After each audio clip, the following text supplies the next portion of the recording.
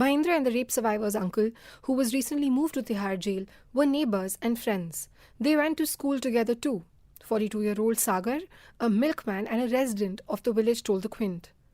Outside the lawyer's home in Unnao village, 70 kilometers from Lucknow, the mood was somber. Women trickled into the house to meet his mother, who wasn't in any condition to speak, while men sat outside concerned.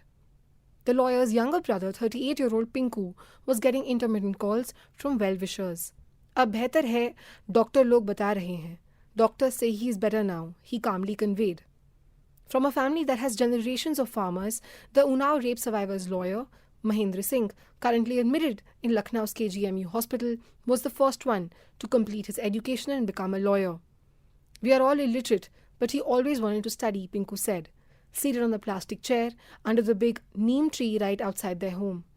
Mahendra completed his schooling from government schools, then did his bachelor's from DSN College in Lucknow and went on to do his LLB in Kanpur.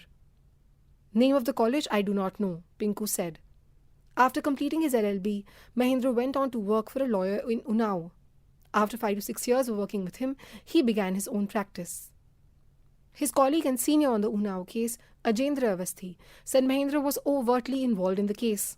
I used to keep telling him that he should not travel with the family. He needs to maintain distance and treat them only as clients. However, after the uncle went to jail, he felt like he needed to step up. So he did, despite my warnings. He added that Mahendra was the family's friend and not merely their lawyer.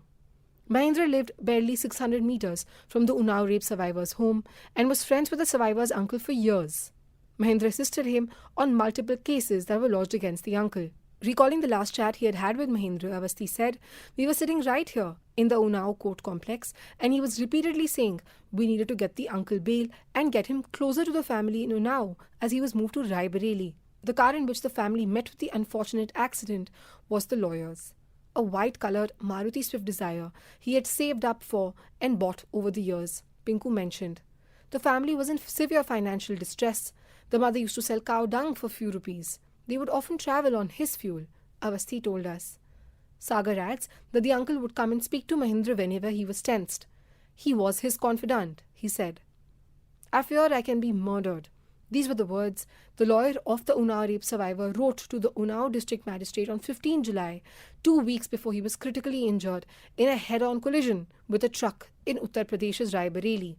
The letter, a copy of which the Quint has, the lawyer had expressed concerns about the threats they were receiving and had applied for a gun license in September 2018.